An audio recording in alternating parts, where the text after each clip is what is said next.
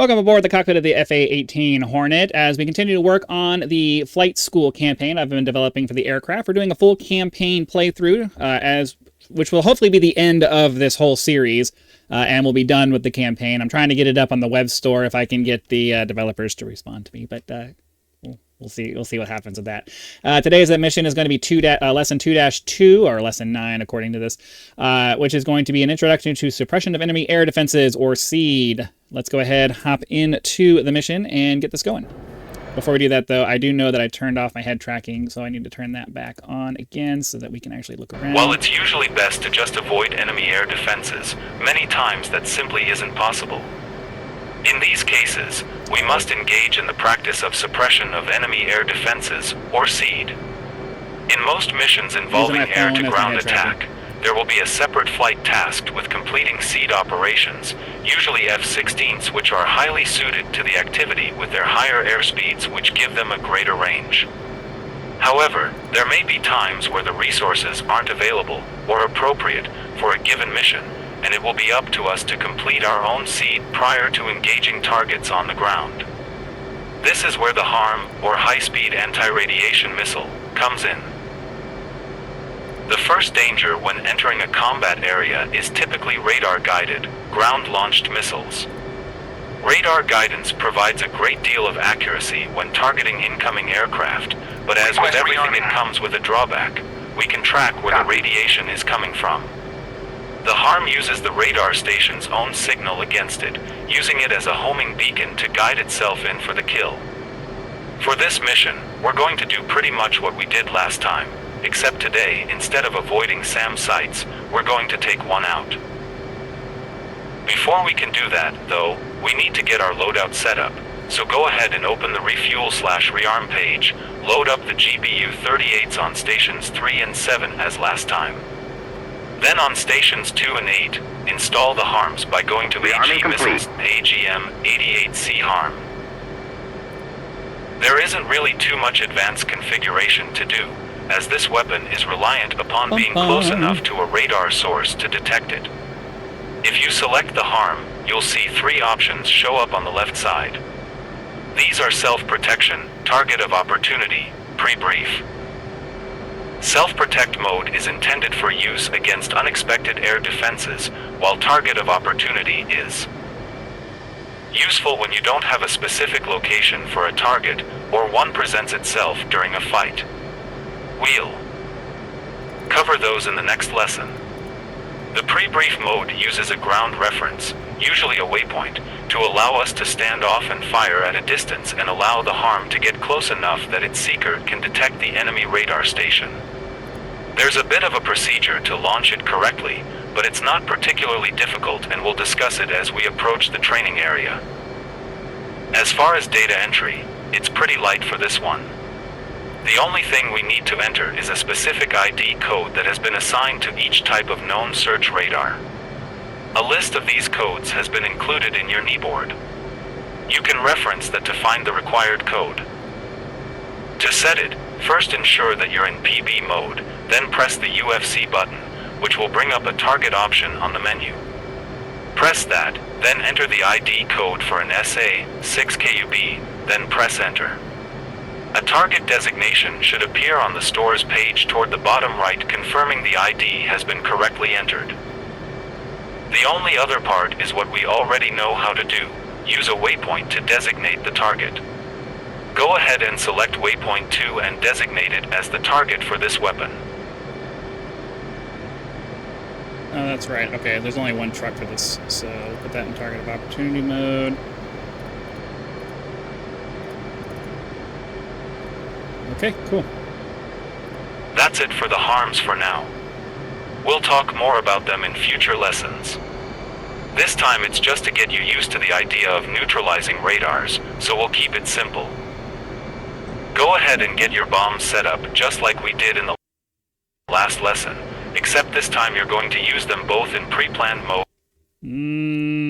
Oh, there's 2 trucks. And enter the coordinates for each truck manually. My numbers and stuff. The only difference in the process is that we're going to set them up to both drop at the same time with a single press of the weapon release button.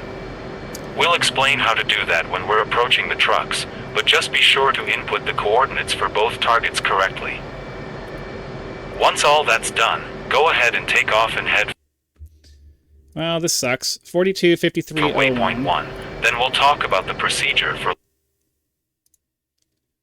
launching your harms at the target. 452101. 51. Elevation in feet is 5518. Step over to this guy. Target UFC. Position. Latitude north. 425304. 425304. 10. Oops.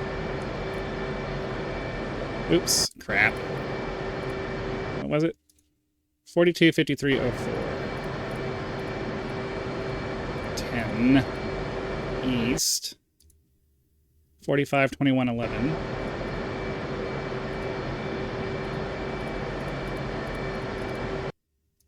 45211196.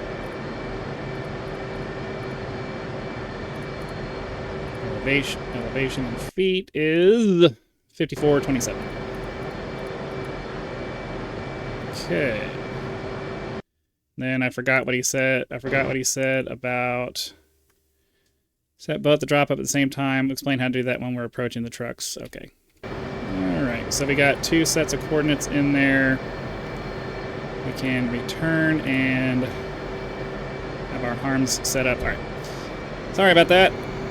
I went through and tried to make sure that I had all of my... I went through and tried to make sure that I had all of my mission cards, or me-board cards and stuff in there properly, but apparently I need to go back through and re-verify that, because they didn't all go the way they were supposed to.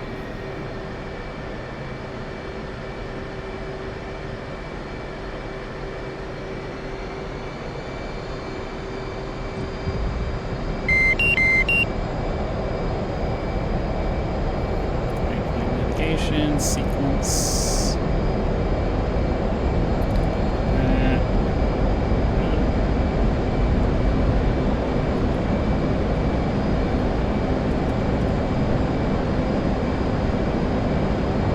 And couple to the waypoint. Fast forward. Do do do do do do do do do do do do do. Go ahead and activate AG mode. Set your master arm switch to arm, then go to the stores page and select the harm so we can go over the process.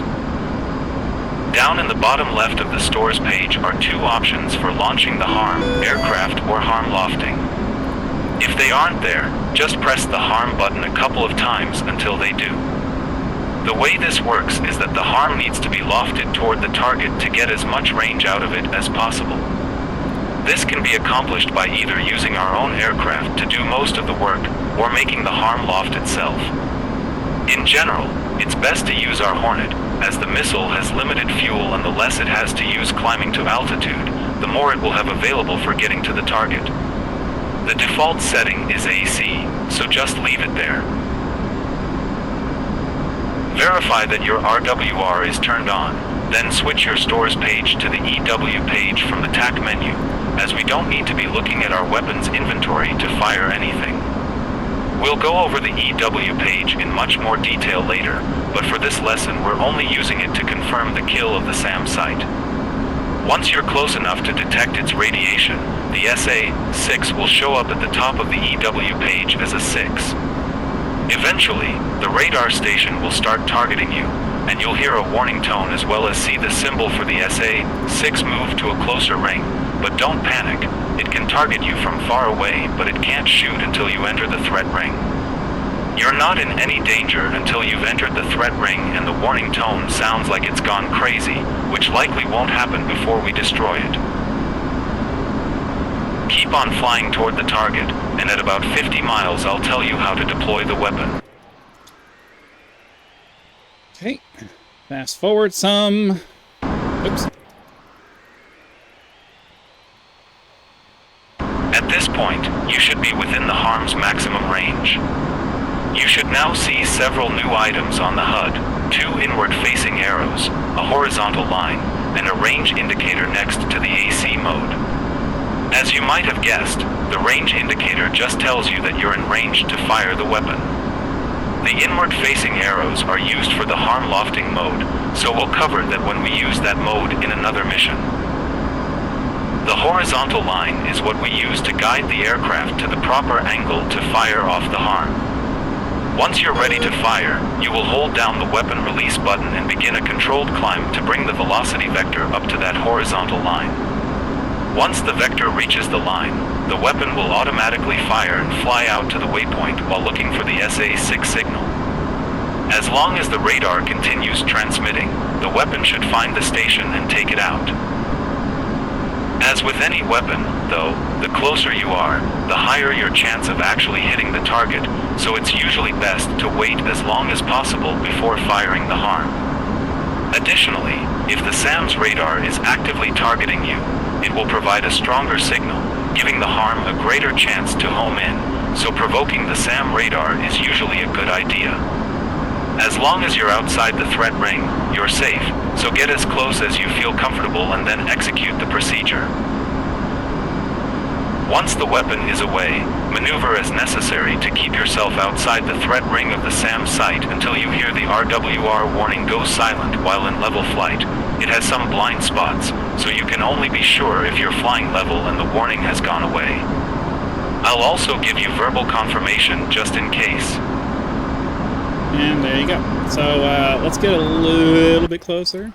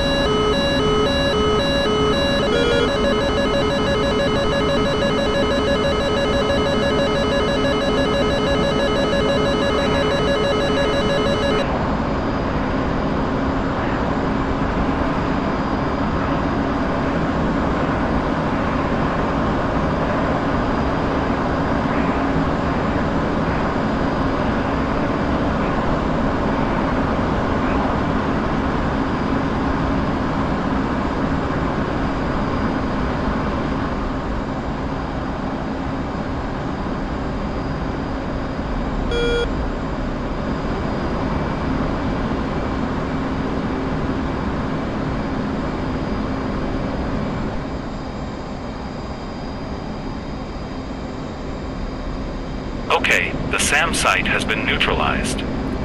Continue on toward waypoint 2. As you switch over to your GBU, be careful not to deactivate it by accident. Your GBUs should be aligned by now, and it would be a shame to have to start the process over. For this bombing run, all you have to do is exactly what you did last time, except you'll only have to press the button once. To make that happen, we need to ensure both weapons are selected for the drop, which you do by returning to the JDAM display, pressing quantity in the bottom right, selecting both stations, then pressing return. You have to do this every time you switch away from the GBUs, so try to remember to do that when you switch back to them. Don't forget to switch to your HSI since it's the only display that shows the engagement zone. Once you enter the cone and get the in-range indicator, hold down the weapon release button until both GBUs disappear from the store's page, and both bombs will guide themselves to their respective targets. After release, egress to waypoint 3 while you await confirmation that the targets are destroyed. Okay, we'll fast forward to where we can drop our bombs.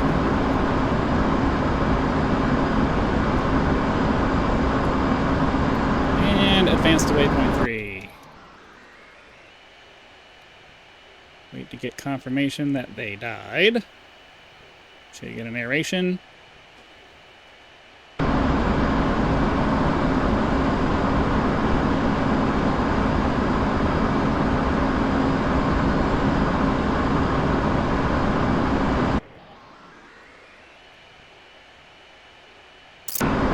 practice the martial pattern. This time, you won't have smoke markers, so you'll have to get around the pattern on your own. Don't worry, this is the last time we'll deal with the pattern, as this is mostly to familiarize you with it rather than demonstrate mastery of it. It isn't I'll have likely to try to come remember up to make for sure most that that's missions. actually working. You'd normally set up your TACAN for the carrier I don't before remember even if there was a taking off, narration for that or but not. go ahead and do that now so you can track your distance from the airfield.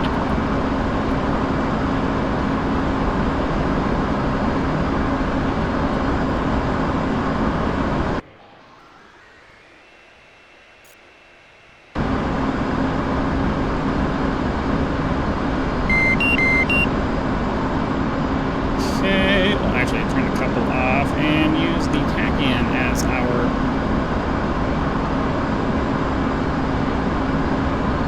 That's right.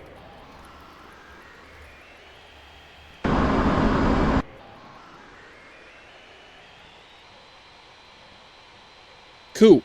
So now we just gotta go back. Select Report Inbound at this point. You would be ready to catch the BRC of the carrier, and enter that as the CRS for the TACAN so you can use that as a reference.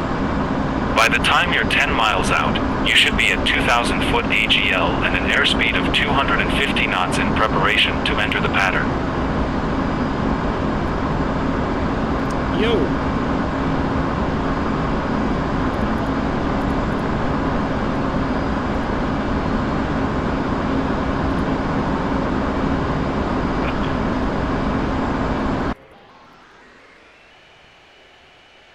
Oh, okay. That was something I didn't realize that the autopilot would do. It'll put you on the course line. It'll put you on the BRC line. That's pretty cool.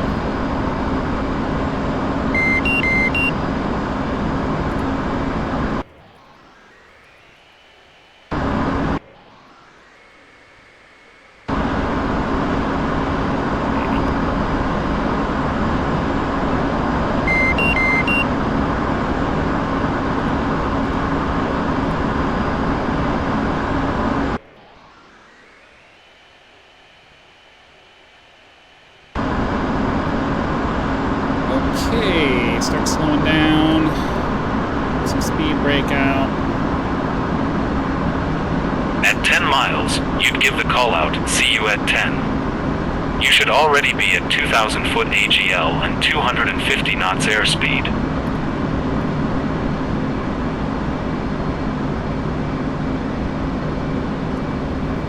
ahead and disable the autopilot. Disable all of our autopilot.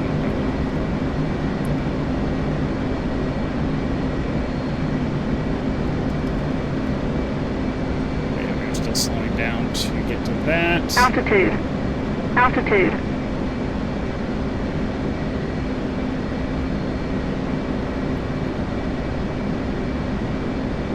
Being yanked to our left because we still have a harm on there, so I gotta take care of that. Just trying to get slowed down to the point where we can get our auto throttle turned on and get our altitude set. Oops. Come on. It's like I was trying to get it to go and it just wouldn't do it. Okay, so ideally, go. So now we do an attitude hold.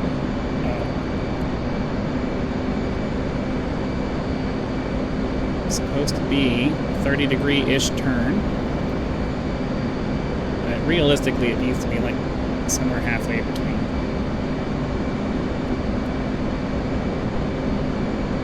It just doesn't want to stay there, though.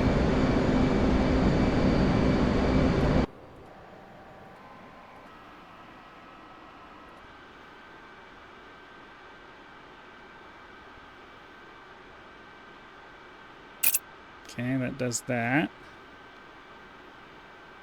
I'm having to like manually hold it there, even though I have the attitude hold put on. It's pretty frustrating.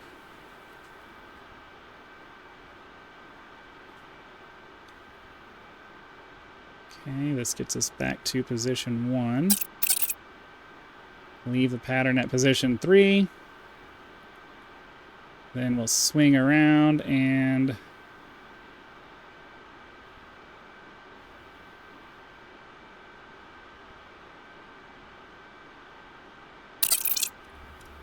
Okay, we're just gonna go ahead and swing around wide here.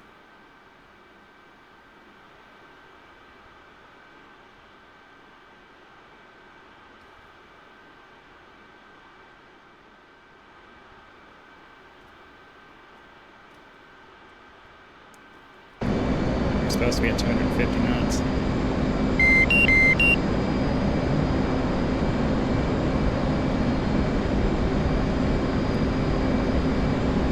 Or 350 knots. Sorry, 350 knots, not 250 knots.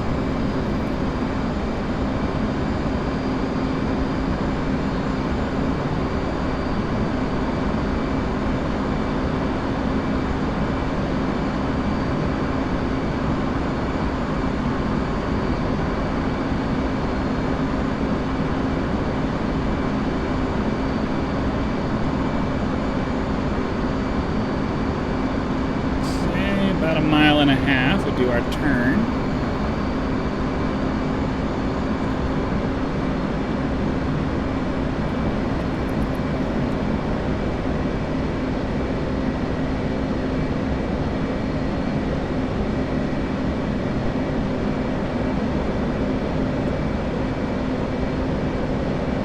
Hard time controlling my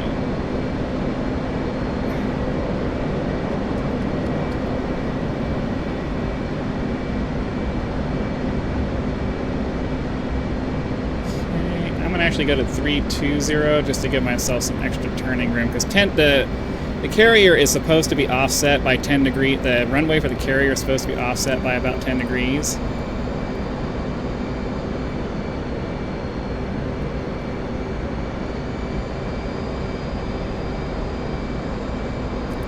Okay, I really need for the trim to respond to what I'm trying to do here.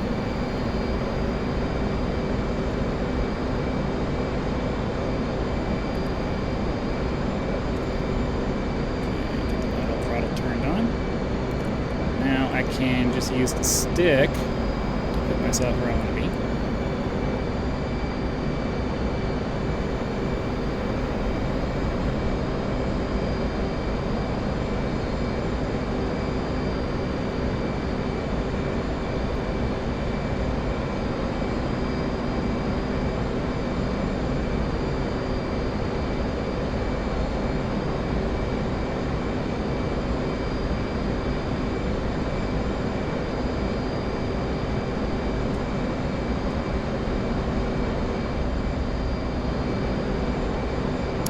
I have a feeling that even though we went into the...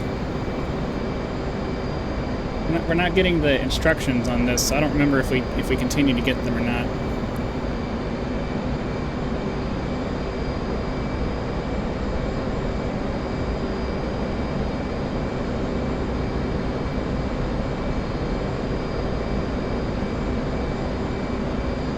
I don't remember if I had the instructions for landing in Block 2. I don't think so. I think you're supposed to just know it by now. So hopefully everything's working the way it's supposed to. I am completely auto throttle at the moment. Because apparently the Hornet has a landing mode in auto throttle that allows you to just fly the stick and it'll automatically adjust the throttle to keep it at the speed that you need it to be. Which actually helps out a lot, because then you don't have to constantly be messing around with the throttle while you're trying to land. You can just focus on putting the velocity vector where you want it.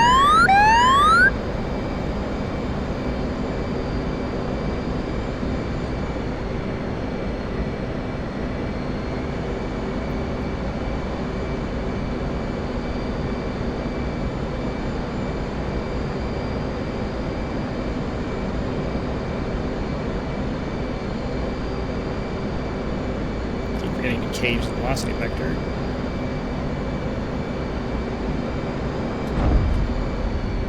Good trap. Yep, seems like it's working.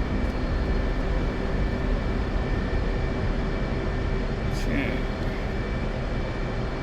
Get ourselves slowed down, go back to parking.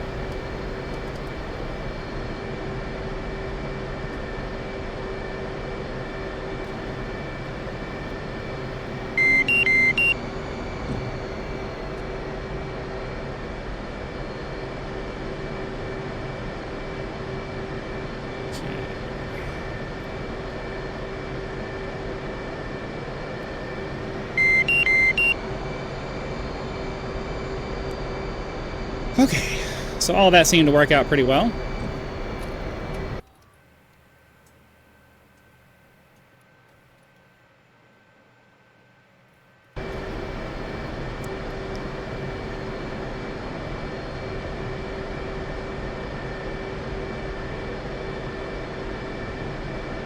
Get ourselves in the parking spot.